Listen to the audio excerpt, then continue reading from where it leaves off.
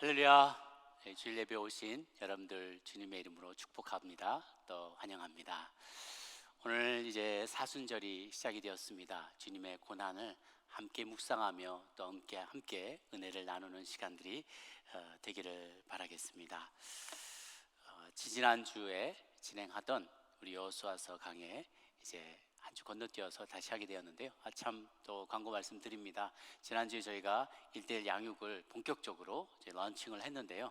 더 많은 분들이 지원해 주셔서 저희 곳곳마다 정말 예배가 마치고 나면, 우리가 팬데믹이 끝나고 나왔을 때 예배가 끝나고 나면 커뮤니티 센터와 곳곳에 방마다 한 두 분씩 다 이렇게 마주보고 앉아서 양육을 하고 또 양육을 받는 멘토와 멘티들이 그런 공부하는, 그런 함께 주님의 제자가 되어가는 그런 풍경이 온 교환에 퍼져나가면 너무너무 좋겠습니다.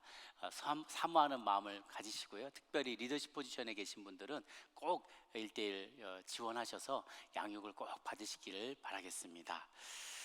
여호수아서 8장 말씀, 대역전 드라마 제목으로 함께 은혜를 나누기를 원합니다. 지난 시간에 우리가 아간의 범죄 때문에 이스라엘이 하나님의 큰 징계를 받는 장면을 저희가 보았습니다. 원래 우리가 무엇인가를 시도했다가 실패를 경험하게 되면 우리 안에, 우리 마음 가운데 트라우마가 생기게 돼요. 다시는 그 자리로 돌아가고 싶지 않고 다시는 그 경험을 또 하고 싶지 않은 그런 마음이 드는 거죠. 부모에게 거절당한 자녀들은 또 커서도 그런 분들이 계십니다. 배우자를 사귀거나 이렇게 여자친구를 사귀거나 남자친구를 결혼을 전제로 사귀다가도 언제든지 저 사람이 떠나갈 수도 있다, 언제든지 나를 거절하고 떠나갈 수도 있고 나는 버림받을 수 있다 라는 생각들을 한다고 해요. 한번 실패를 경험하게 되면, 인생에서 실패를 경험하면 트라우마로 인해서 다시 또 그것을 경험하기 쉽지 않은 것이죠. 왜 이런 실패를 경험하게 됐는가 우리는 잘 보았습니다. 그 원인은 두 가지였어요. 하나님 앞에 불순종했다는 거죠. 하나님의 명령을, 그곳에 있었던 물건들, 사람들은 다 죽이고 그 물건들은 다 태워버리라는, 그리고 또 하나님 앞에 드려야 될 불타지 않는 것들은 하나님 앞에 올려드리라는 하나님의 명령이 있었는데 그 명령을 아간이 불순종했던 것이죠. 뿐만 아니라 이스라엘의 지도자들, 여호수아를 비롯한 지도자들도 교만한 마음에 여리고성을 우리가 물리쳤는데, 여리고성도 물리쳤는데 함락시켰는데 이까짓 것 뭐가 대수겠냐, 3,000명이면 다 뒤집었습니다. 이런 교만한 마음을 가지고 하나님께 여쭤보지 않았기 때문에 이들은 큰 화를 입게 되었던 것이죠. 그로 인해서 실패를 경험했고 이들의 마음에도 큰 트라우마가 생기게 되었어요. 그러나 우리 하나님 전쟁, 하나님이 함께하는 전쟁, 그 이스라엘이 싸우는 전쟁의 특징이 있다고 했죠. 결론이 이미 다 지어져 있는 전쟁이라는 거예요. 다른 전쟁과 달리 이 전쟁은 항상 어떤 결과가 이루어질지를 하나님 이미 다 알고 계시는 전쟁이라는 것이 이스라엘이 싸우는 전쟁의 특징이라고 지난 시간에 말씀을 드렸습니다. 여쭤만 봤더라면, 순종만 하였더라면 그 결과까지도 다 알 수 있었고 미리 대처할 수 있었는데 그리하지 못했어요. 그래서 이제 다시 한번 기회가 주어질 때 이스라엘 백성 가운데 먼저 선행되어야 될 것들이 있었습니다. 첫 번째 오늘 배우는 레슨은, 첫 번째 레슨, 철저히 회개하며 나아가야만 한다라는 것입니다. 아이성을 공략하기 위해 올라갔던 3,000명 중에서 36명이 사망하는 뜻밖의 사건을 마주하고 이스라엘 진영은 통곡 소리가 나기 시작했습니다. 아간의 범죄 사실이 드러났고 그와 일가족 모조리 돌에 맞아 죽는 비참한 사건이 발생하게 됐죠. 하나님은 당신의 백성들을 온전히 쓰기 위하여서 그들의 마음 안에서의 죄가 다 도말되어지고 깨끗이 정리되기를 원하세요. 그래야 주님께서 편안하게 사용하실 수 있는 것이죠. 다른 말로 하면 우리의 영혼에 해감이 이루어져야 된다는 거예요. 여러분, 조개국 끓이실 때 조개를 그대로 그냥 국에다 끓여서 먹을 때, 까먹을 때 모래가 막 씹히고 돌멩이가 씹히고 그럴 거예요. 그걸 피하기 위해서 뭘 합니까? 소금물에다 이렇게 담가 놓잖아요. 그러면 여기가 바다인 줄 알고 조개가 푹푹 하면서 들이쉬고 그 다음 바깥에 내쉬고 그러면서 이런 모래알과 이런 더러운 것들도 다 뿜어내는 거죠. 그럼 한참 뒤에 보면 모래알이 막 자욱하게 모래가 이렇게 쌓여 있어요. 그러면 그때 건져내서 이제 조개국을 끓이면 정말 깨끗한 그 알맹이를 우리가 맛볼 수 있는 것처럼요, 우리 영혼의 해감이 필요하다는 거예요. 우리 안에는 모든 더러운 때들을 다 풀어내야, 깨끗한 영혼이 돼야 하나님과 우리 사이에 커뮤니케이션에 막힘이 없게 돼요. 주님이 원하시는 걸 우리가 스펀지같이 쫙쫙 빨아들이게 되고, 주님의 뜻을 빨아들이고 그래도 순종하여서 행할 수 있을 때 삶의 많은 열매를 맺게 되는 것이죠.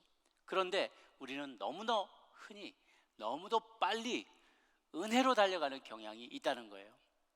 죄 지은 것이 있고 내 안에 더러운 것이 가득 차 있으면 먼저 하나님 앞에 용서를 구하고 사죄를 청하고 긍휼을 구하며 나아갈 때, 우리 올해 캐치프레이즈처럼 긍휼을 먼저 구하며 나아갈 때 하나님이 긍휼히 여겨주시고 그 다음 단계로 은혜를 베풀어 주시는데, 내 죄를 주님 앞에 고하고 때로 필요하다면 죄값을 치르고 혹은 주님의 용서를 받고 나서 은혜로 나아가야만 하는데, 우리는 그 단계를 건너뛰고 빨리 그냥 은혜로 달려가게 하는 경향이 많다는 것이죠. 십자가를 통과하지 않고 값싼 은혜로 달려갈 때마다 우리는 다시금 왔던 길로, 갔던 길로 또 돌아가게 되는 것을 경험하게 되는 것이죠. 아간이 돌에 맞아 죽은 것처럼 우리도 영적으로 돌에 맞아 죽는 죽음, 죄에 대해서 피 흘려 죽는 죽음을 경험해야만 한다는 것입니다. 그럴 때 우리는 하나님의 긍휼을 얻게 되고 은혜를 얻게 되는 것이죠. 그런데 우리가 우리의 죄를 먼저 고백하지 않으면요, 하나님이 여러 가지 방법으로 그 죄를 직접 다루시게 됩니다. 야곱의 얘기를 아시죠? 형 에서가 받아야 될 그 맏형으로서의 그 축복을 거짓으로 가로채게 됩니다. 그리고 멀리 외삼촌 라반의 집으로 도망가죠. 그런데 웬걸, 라반은 야곱보다 더 술수에 능한 자였던 거예요. 여동생 그 라헬이 좋아서 결혼하려고 7년을 하루같이 일하고 결혼하고 나서 첫날 밤을 지난 다음 깨어나 보니 그 옆에 누워있는 사람이 언니 레아였던 거예요. 속았던 거죠. 속이는 자는 더 잘 속이는 자를 만나게 됩니다. 시편에 보면 악인은 자기 꾀에 넘어간다라고 해요. 악을 행하는 사람인데 너무 부러워하지 마세요. 악을 행하는 자는요, 자기가 자기 꾀에 걸려 넘어간다는 거예요. 그런데 주를 신뢰하는 자는 결코 수치를 당하지 않게 된다고 하죠. 또 어떤 이는 자기 위에 권위자를 늘 들이받는 사람이 있어요. 불순종하는 사람이 있어요. 그런 사람은 결국 자기에게 불순종하는 아랫사람을 만나서 고통을 당하게 돼요. 그러면서 지난 과거를 회개하게 되죠. 뉘우치게 하나님 만드세요. 또 부모를 거역하는 자녀들이 있어요. 우리가 어르신들이 그런 말씀 많이 하죠. 어이구, 너도 너 같은 자식 한번 낳아서 고생해봐라, 그러죠. 정말 아닌 게 아니라 그런 자녀가 태어나게 되고, 자기도 내가 옛날에 왜 그랬을까, 내가 어렸을 때 왜 부모님을 그렇게 거역했을까 회개하는 날들이 오게 된다는 것입니다. 우리가 하나님과의 관계에서 실패하고 하나님을 실망시켜 드렸다면 우리는 그 즉시 철저히 돌이키는 사람이 되어야만 합니다. 그럴 때 하나님의 긍휼과 은혜를 잊게 되죠. 하나님의 사람들도 실수하고 실패합니다. 우리 한국교회가 그렇게 사랑하고 존경하는 목사님, 우리 한경직 목사님 계시죠. 그런데 그분 통해서 은혜를 받고 예수님을 믿게 되는 분들이 얼마나 많습니까? 그런데 그분이 노년에 고백하셨잖아요. 젊은 시절에 자기가 일제시대 때 신사참배했다, 너무 하나님 앞에 죄송하다, 평생 내 마음의 짐이다 라면서 공개적으로 회개했던 그런 일들이 기억이 납니다. 내면 세계의 질서와 영적 성장이라는 베스트셀러, 그리고 또 다른 많은 책들을 썼던 유명한 고든 맥도날드 목사님도 젊은 시절, 지금부터 한 30여 년 전에 혼의 성관계의 문제로 모든 사력을 내어놓을 때가 있었어요. 그가 많은 회중들 앞에서 자신의 잘못을 공개적으로 사과하고 모든 사역을 다 내려놓고 평신도로 3년 동안을 그 교회를 출석을 합니다. 그동안에 깊이 회개하고 뉘우치면서 상담자를 만나서 치유와 상담 프로그램을 통해서 자신이 온전히 회복된 다음에 자신과 같이 시험에 들어있는 사역자들을 돕고 상담하는 일에, 또 집필하는 일에 헌신하여서 얼마나 많은 이들이 또 그것으로 위로를 받고 치유와 회복을 경험했는지 모릅니다. 클린턴 전 대통령도 이 목사님을 만나서 3년 동안 3주에 한 번씩 3시간 계속 세션을 하면서 그 상담을 받고 치유를 받아서 또 많이 회복이 되는 일들을 경험했다고 합니다. 이렇게 우리는 다 공사 중입니다. 아무리 거룩해 보이고 아무리 영성이 깊어 보이는 믿음의 사람들일지라도 하나님 앞에서 무너지는 영역들이 있다는 거예요. 공사가 신속하게 끝나고 새 건물이 들어서기 위해서는요, 빨리 그 썩어부은 부분들을 도려내야만 합니다. 철저히 주님 앞에 뉘우치고 회개해야만 합니다. 돌이키는 일이 있을 때 우리의 실수가 많지만 그럼에도 불구하고 하나님 그것을 바꾸어 주시고 새살이 돋게 해주시고 세컨 찬스를 우리에게 허락해 주신 것이죠. 야고보서 3장 1절 2절 말씀을 보면 이런 말씀이 있습니다. 같이 한번 읽어볼까요? 시작. 내 형제들아, 너희는 선생된 우리가 더 큰 심판을 받을 줄 알고 선생이 많이 되지 말라. 우리가 다 실수가 많으니 만일 말에 실수가 없는 자라면 곧 온전한 사람이라 능히 온몸도 굴레 씌우리라. 우리 실수가 있지만 그 실수를 주님 앞에 고백하고 나오면, 회개하며 나아가면, 진정으로 주님 앞에 뉘우치며 나가면 주님께서 기회를, 또 다른 기회를 허락하여 주신다는 것이죠. 제가 일본 러브 소나타라는 선교 프로그램에 참석해서 여러 가지 행사를 같이 지원할 때 만났던 한 집사님이 계십니다. 그분이 이제 배재철 집사님이라는 분인데요. 영화로도 잘 알려져 있어요. 더 테너 릴리코 스핀토라는 영화의 실제 주인공이 되신 분이기도 합니다. 이분은 어릴 때부터 교회 성가대에서 봉사하셨던 분이에요. 찬양을 너무 잘해서 가끔씩 이렇게 특송을 하게 되면 교회 어르신들이 너무너무 은혜를 많이 받으시는 거예요. 어떨 때는 목사님 설교보다도 그 소년 배재철 어린 학생의 특송에 너무 은혜를 받으셔가지고 오셔서 다들 머리 쓰다듬어 주면서 너는 그 재능 가지고 나중에 하나님께 영광 돌리는 아이가 되렴 하고 얼마나 격려를 많이 해주셨는지 몰라요. 그 격려에 힘입어서 이 배재철 집사님이 음대에 지원하게 됐습니다. 근데 졸업을 앞두고요, 졸업도 하지 않았는데 동아 콩쿨 대회에서 1등을 한 거예요. 굉장히 큰 유명한 콩쿨인데 거기서 성악으로 1등을 하고요. 그래서 나중에 이태리에 유학을 가게 됩니다. 거기서도 상을 많이 타게 됩니다. 근처에 그 이태리의 밀라노의 국립음악원에 들어갔는데 졸업할 때 수석으로 졸업을 하게 되고요. 플라시도 도밍고가 주최하는 그 성악 대회에서도 최우수상을 타기도 하고 칭찬을 많이 받게 됩니다. 플라시도 도밍고에게도. 그리고 나중에 영국 일간 타임즈에 뭐라고 그 기사가 났냐면 아시아에서 100년에 한 번 날까 말까한 그런 보이스다 라고 격찬을 한 거죠. 그리고 나중에 독일의 국립 오페라단의 주연으로 발탁이 되게 됩니다. 각종 그 오페라 무대에서 주인공으로 서게 되고요. 유럽 전역에 이름을 알리게 됩니다. 또 좋은 일본인 매니저를 만나게 돼서 일본에도 초대를 받아가게 돼서 일본 클래식계에서도 큰 반향을 일으키며 매니아가 정말 팬이 많아지게 되는 정말 인생에서 가장 성공 가도를 달리는 그런 시기가 있었습니다. 그때 이제 한참 독일 이민교회, 독일 한인교회를 출석하고 계셨는데 그때 전사님 또 목사님이 가끔씩 가다가 아유 이번에 뭐 부활절인데 뭐 이번에 성탄절인데 우리 집사님 그 멋진 목소리로 한번 특송을 해주시면 정말 은혜가 되겠어요 라고 이렇게 부탁을 드리면 그걸 별로 이렇게 탐탁치 않게 여기셨다 그래요. 제가 그 다음 날 혹은 그 다음 주에 중요한 공연, 뭐 공연이 끝없이 있잖아요. 공연이 중요한 게 있어서 제가 목소리를 보호해야 됩니다. 제가 그것까지 지금 할 여력이 안 됩니다. 그러면서 계속 다 고사를 했다는 거예요.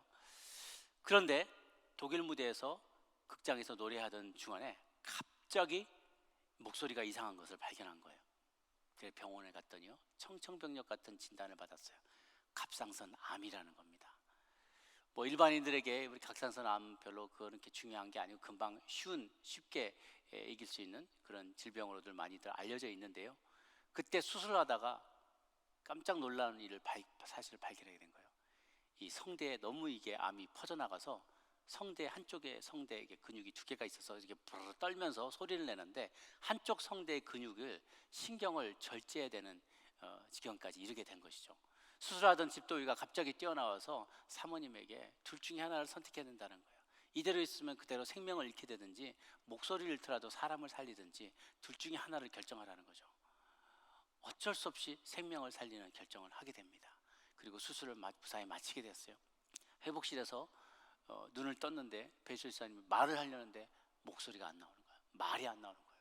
의사에게 설명을 다 듣고 나니까 자기의 성대를 하나 신경을 잘라내게 됐다라는 얘기를 들은 거죠. 청천벽력 같은 소리였어요. 이분은 목소리로 일하는 직업을 갖고 있는 사람이죠. 이것이 모든 것이었잖아요. 자기 삶의 제일 중요한 기관이라면 몸인데 그 목에 성대가 이렇게 신경이 끊어지게 된 거죠. 제가 그게 얼마나 성악가들에게 중요한 건지요. 제가 일전에 한번 그 줄리아드 학교를 다닌 거 아니고 그 옆에 학교를 제가 다녔는데 줄리아드 IVF에 같이 가서 성경 공부를 한 적이 있었어요. 대학 때. 그런데 그 중에 성악을 전공하는 친구가 하나 있었는데요. 이 겨울이 되니까 이 친구가 이 성대를 보호해야 된다고요. 남들은 다 멀쩡하게 다니는데요. 목을 칭칭 스카프로 감고 다니고, 이게 마스크를, 그때 뭐 바이러스 그런 것도 없었는데 마스크를 꼭 쓰고 다니고요. 얼마나 여기를 소중히 여기는지 몰라요. 저 사람에게는 저게 악기구나. 그때 처음 깨닫던 생각이 납니다. 이분에게는 배재철 지사에게 목이 생명이었는데 이게 이제 목을 쓸 수 없고 소리를 낼 수 없다고 생각하니까 너무너무 속이 상한 거예요. 의사가 그런 얘기를 합니다. 지금 이 상태로는 절대 음악을 활동을 못합니다. 그건 마치 육상 선수가 한 다리를 뛰는 거하고 똑같습니다 라고 설명해 준 거죠. 그때 비로소 주마등처럼 지나간 날들이 다 생각이 나는 거예요.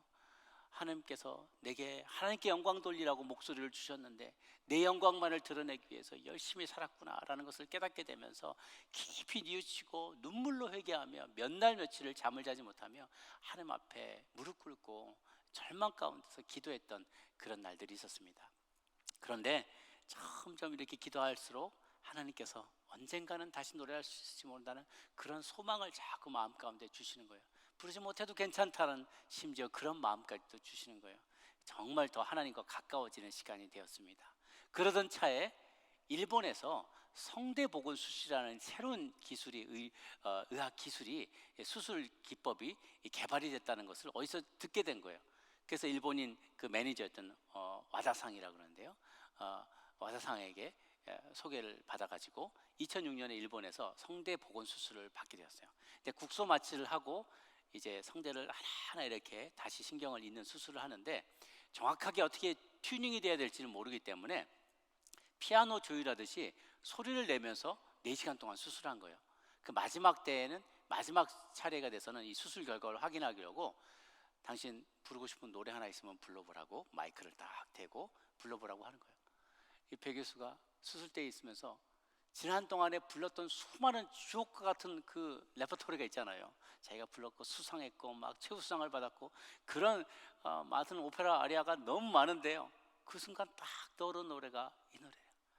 주 하나님 지으신 모든 세계. 그 찬양을 부르는데 그분이 그런 고백을 해요. 하나님께서 내게 두 번째 주신 목소리로 가장 먼저 이 찬양을 올려드리고 싶습니다. 온 세상을 주님이 다 지으셨고 그 세상 가운데 나도 들어있습니다. 나도 주님의 것입니다 라고 주님 앞에 자신을 올려드리기 시작한 거예요. 그러면서 목소리가 조금씩 회복되기 시작했는데요, 뜻하지 않게 오늘의 교회에서 러브 소나타 일본 선교 집회, 부흥 집회 하는데 찬양을 좀 해달라는 부탁이 온 거예요.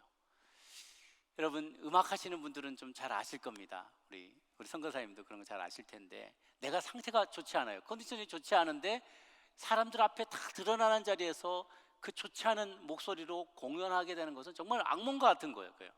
컨디션이 안 좋은데 어떤 악기로 연주하라는 것도 정말 연주자로서는 최악의 선택인 거죠. 그래서 몇 번을 거절했대요. 그런데 기도하는 가운데 하나님께서 다시 마음에 감동을 주는 거예요. 완벽하지 않아도 괜찮다. 이거는 사람들에게 들려지는 노래가 아니라 하나님이 들으시는 노래다라고 생각이 들어서 아멘 하고 순종하고 하기로 했어요.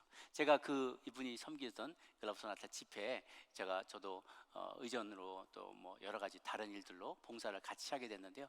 오고 가는 길에 이분과 또 마지마상이라고 그 옆에 일본인 매니저분과 많은 대화를 나누게 되는 일이 있었어요. 그리고 그때 어떤 일들이 있었는지 정말 비하인드 스토리를 들었는데요.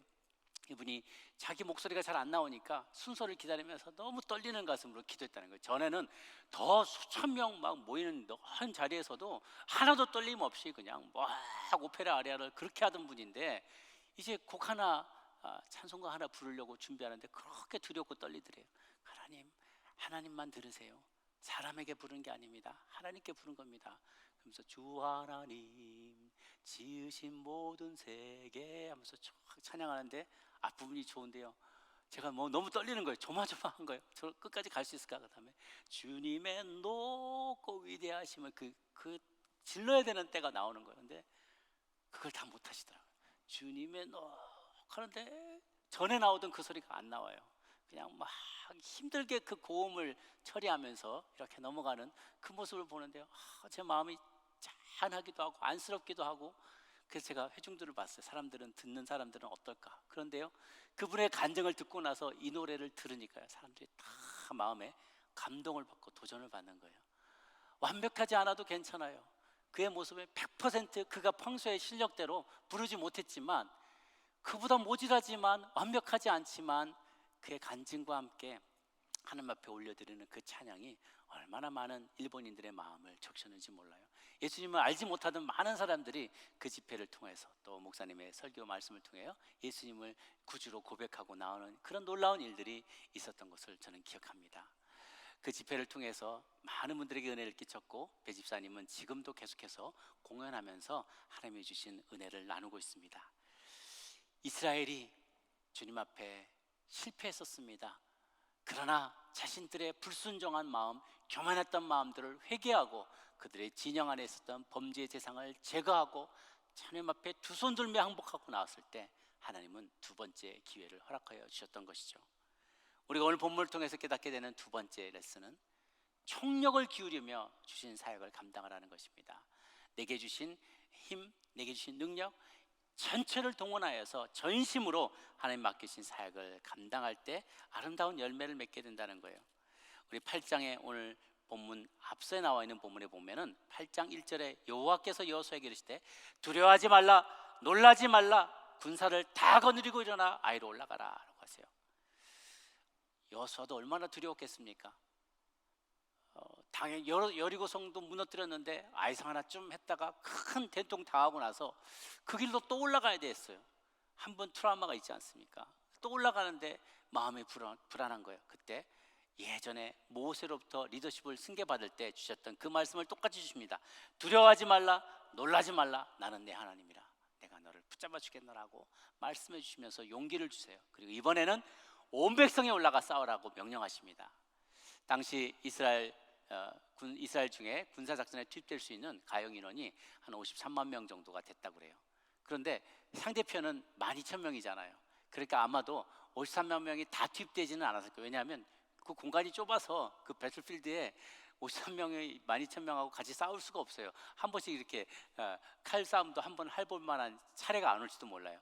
그래서 53만 명이 전원이 투입됐다기보다는 수만 명이, 정말 그때 3,000명 보내는 그 나머지는 게을리게 놀고 있는 것이 아니라 적어도 수만 명에 달하는 인원이 나가서 두 번째 전투를 싸웠을 가능성이 높습니다.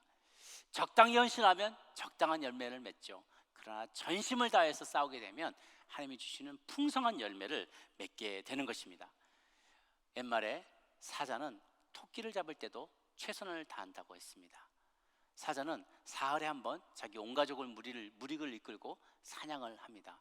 그런데 그 사자의 사냥 성공률이 한 30% 정도에 불과하다고 해요. 그런데 반면 한 번 실패하게 되면 체력 소모가 너무 크기 때문에 그 다음 성공률은 더 떨어진다고 합니다.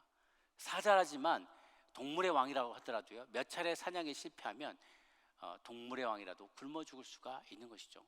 또 반대편에서 도망가는 짐승들은 또 얼마나 죽기 살기로 도망가겠습니까? 목숨을 살리라 하고 노루든 토끼든 막 죽기 살기로 뛰어가는 거고, 잡을 때도 최선을 다해서 사자도 노력을 하는 것이죠. 그렇기 때문에 작은 대상이라도 소홀히 여기지 않고 최선을 다해서 잡아가기 위해서 애를 쓰죠. 흔히 인간들, 우리들도 큰 싸움을 싸울 때 우리들은 잘 준비하지만 작은 싸움에서 맥없이 무너지는 경우가 많습니다. 인생의 쓰나미가 올 때는 잘 견디면서도 하루하루 내 삶을 갉아먹고 있는 사소한 죄는 무시하다가 큰 변을 당하게 되는 경우가 많이 있습니다. 아무리 맡겨진 일이 작아 보여도 그 일에 최선을 다하고 충성을 다하기를 주님은 원하시는 거죠. 저희 동역 모임을 할 때 여러분 동역원들이 한 7, 8가정이 된다면 눈이 오고 비가 오고 그래서 한 가정만 왔다고 칩시다. 그러면 내가 그 동역 모임을 준비하는 정성도 7분의 1만 쏟아야 될까요? 다과를 준비하는 것도 그냥 7분의 1만의 성의 가지고 준비할까요? 테이블을 세팅하고 말씀을 준비하고 기도하는 것도 7분의 1만 할까요? 그것은 아니에요. 한 가정이 모여도 7가정, 8가정이 다 모인 것처럼 전심을 다해서 기도하고 정성껏 테이블을 준비하고 다과를 준비하고 또 말씀과 은혜를 준비해서 나가야 되지 않겠습니까? 가끔씩 미국에서는 그런 분들은 많이 없지만 한국에서는 가끔 식당에 손님이 4명이 오면 요리 하나 시키고 공깃밥 3개 추가시켜 먹을 때가 많아요. 그러면 식당 주인이 어떨 때는 막 인상을 팍 찌푸리면서 막 찬밥 대우를 하고 막 음식 함부로 던지고 빨리 먹고 나가는 식으로 쫓아냅니다. 그런데 그러지 않고 어떤 분들은 정말 요리 4개 시킨 손님처럼 최선을 다해서 섬겨 드릴 때가 있어요. 그럼 그분들이 미안해서라도 더 시키거나 다음번엔 단골이 돼서 오기도 하죠. 저는 전에 섬기던 교회에 비가 오고 눈이 내오면 한 20, 30명 모이던 새벽 예배 성도들이 한 명이 올 때가 있었어요. 몇 번 말씀드렸죠. 한 명이 오는 날이 1년이면 한 2, 3번 정도가 있을 때가 있어요. 그러면 한 명이 왔다고 아유 오늘 별로네 오늘. 그러면서 제가 말씀을 한 20분의 1, 30분의 1로 줄여가지고 하든지 대충 하든지 설교를 해야 될까요? 그렇지 않죠. 한 명이 앉아있지만 20명, 30명 원래 풀로 다 앉아있는 것처럼 정성을 다해서 열심히 설교를 하려고 애를 쓰곤 했습니다. 그런데 그러다 보니까 정말 웃지 못하는 해프닝이 벌어져요. 하나님께서는 여러분들이 그렇게 살기를 원하십니다. 그런데 여러분이 아니잖아요. 한 분이잖아요. 그러니까 제가 그렇게 막 말하고 나서도 눈이 마주치고 막 서로 웃을 때가 많이 있었어요.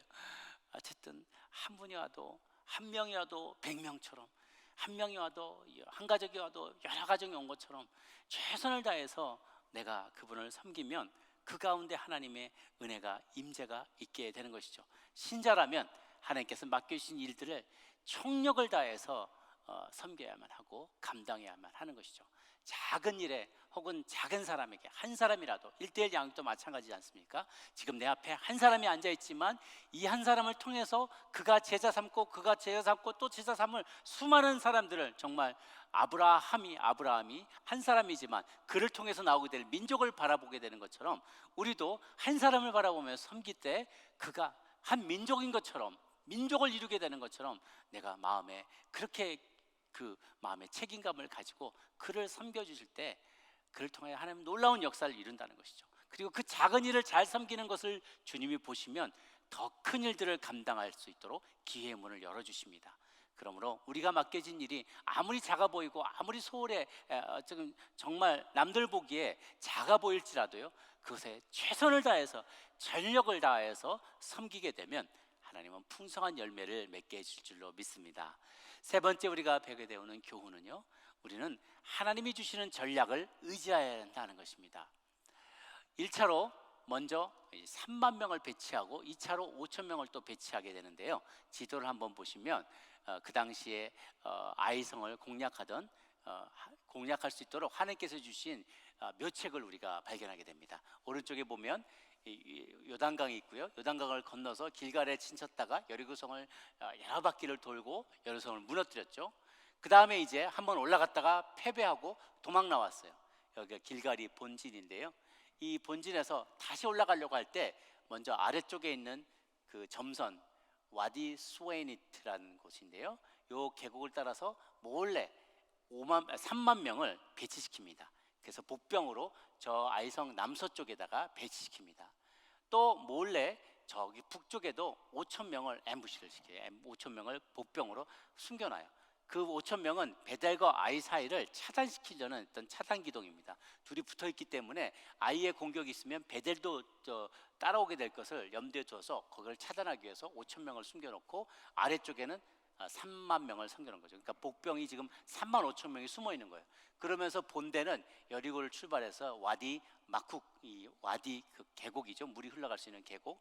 지금 물은 안 흘러요. 보통 때는 그 마쿡 이 계곡으로 골짜기를 통해서 본대가 이동하기 시작합니다. 여호수아가 이 본대를 이끌고 아이성의 정면을 치게 돼요.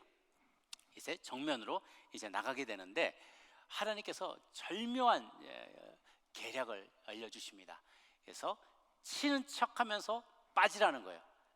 치면서 도망가면 더 이상 감당할 수 없는 것처럼 예전처럼 똑같이 도망가라는 거예요.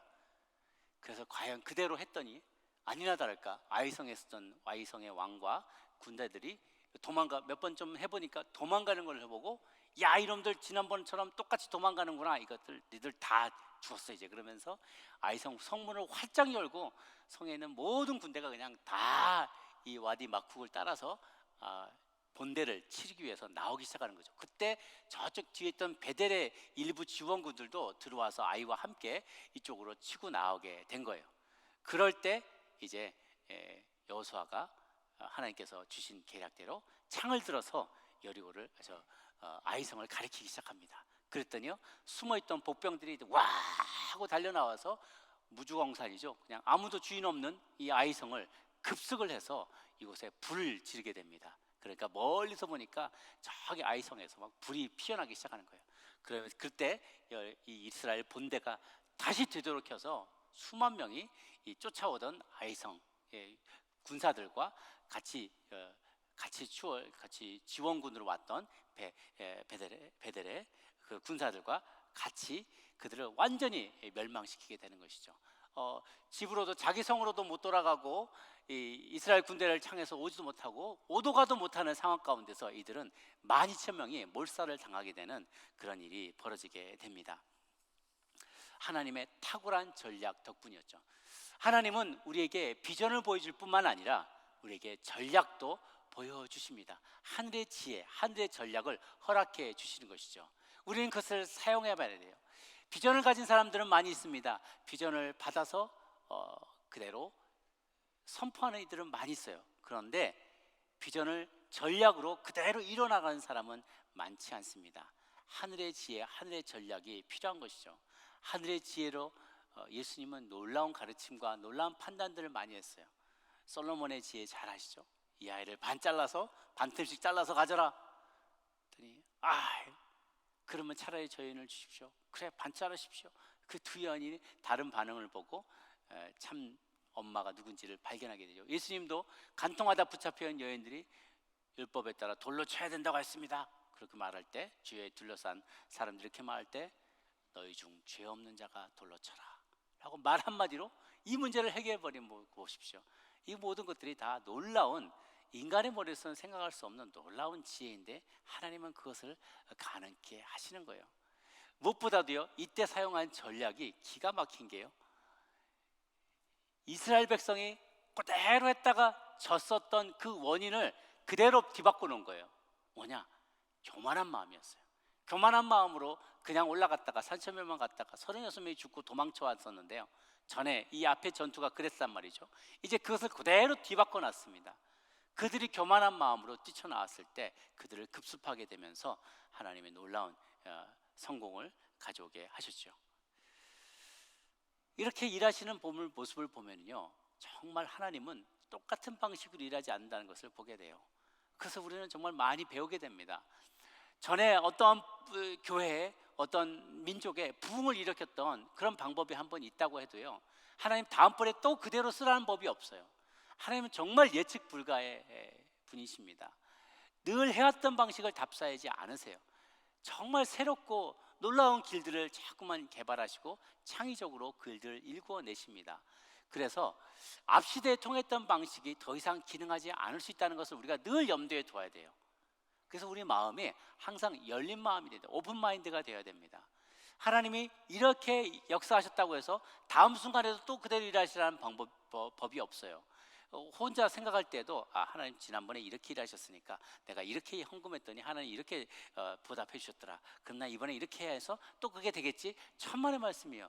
내가 지난번에 이렇게 했더니 교회가 많이 부흥했고 이런 프로그램이 때문에 교회가 많이 부흥했다면 이번에 또 그거 한번 해봐야지. 아니, 그건 또 바뀌어 있을 수가 있어요. 하나님이 일하시는 방식은 똑같지 않습니다. 왜 그러신가? 그 이유 중에 한 가지는요, 하나님을 예상하고 하나님을 박스 안에 가둬두게 되면 그 다음에는 믿음이 필요가 없어요.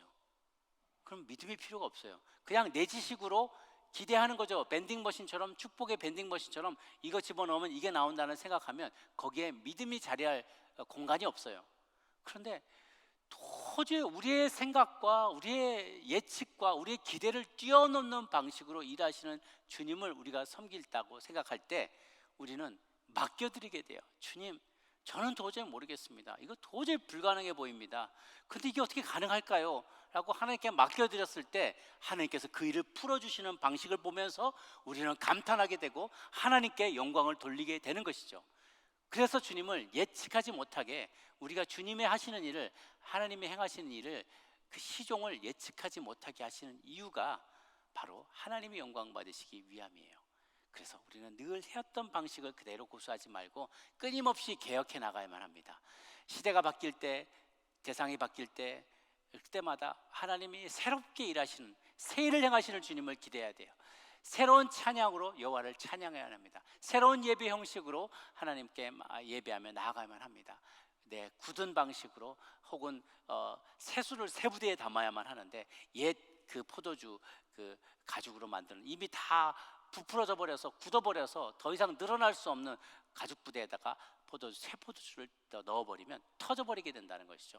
새로운 방식으로 일하시는 주님을 기대하고요, 오픈 마인드, 거기 항상 마인드가 오픈되어 있어야 돼요. 개혁에 대해서 저항하지 말아야 됩니다.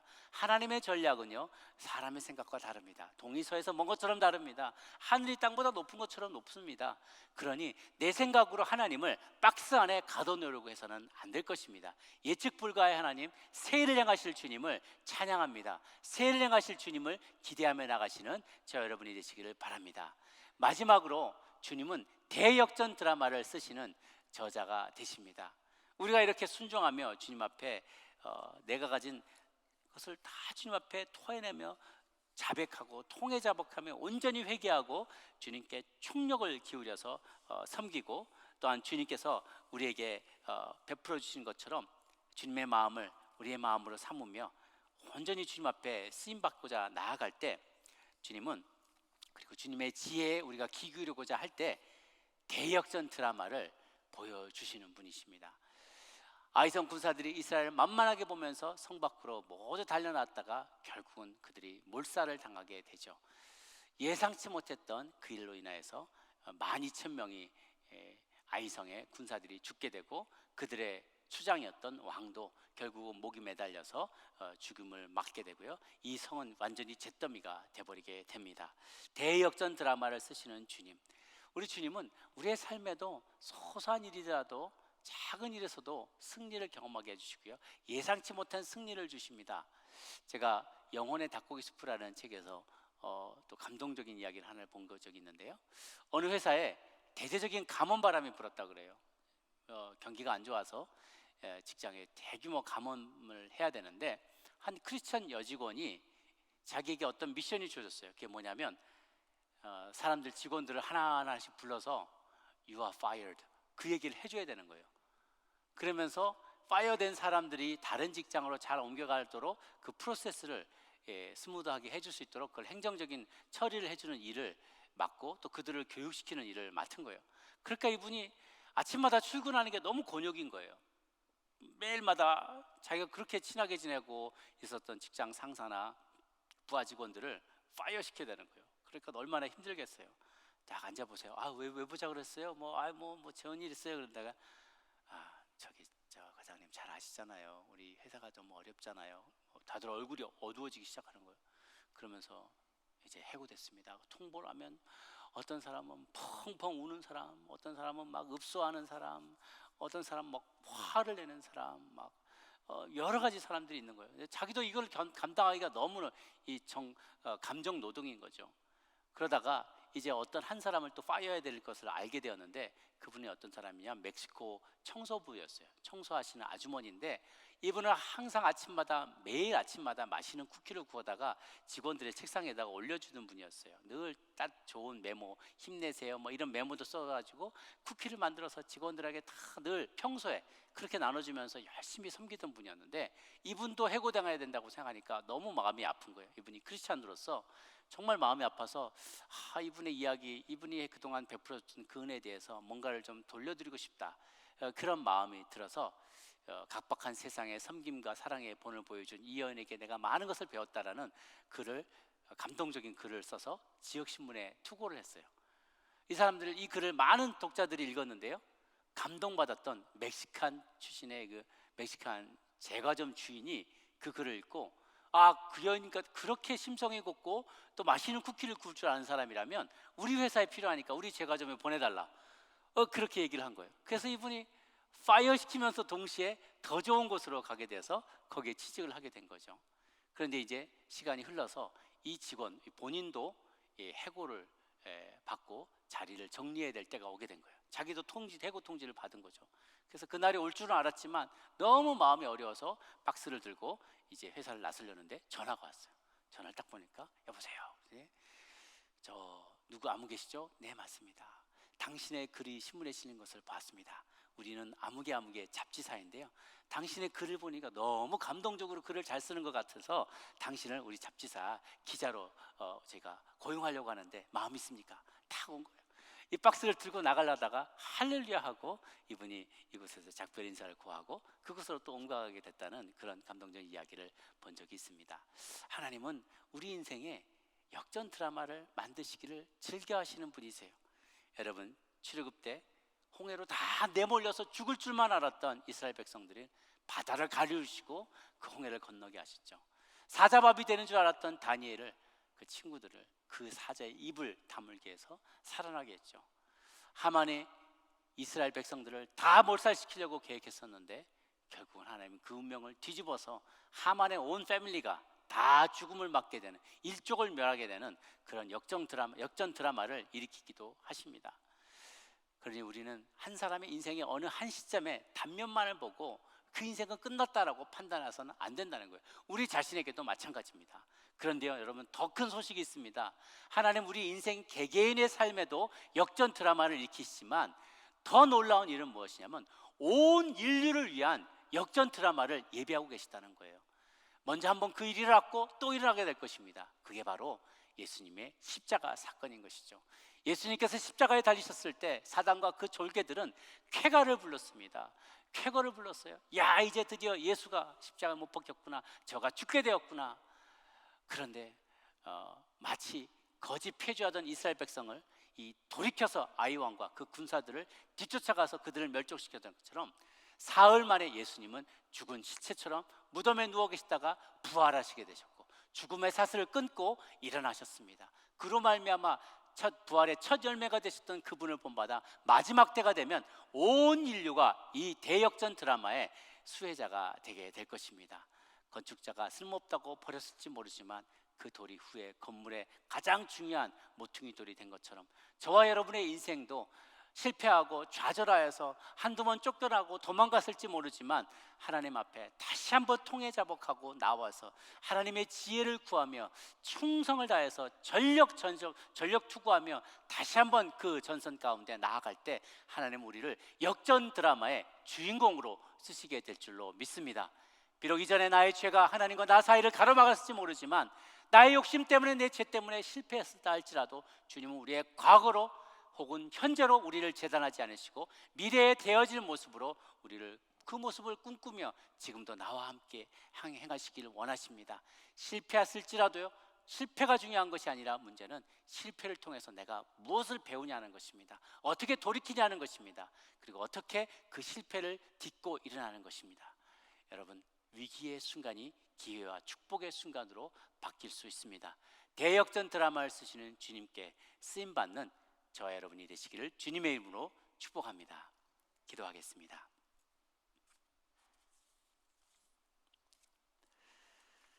하나님 아버지,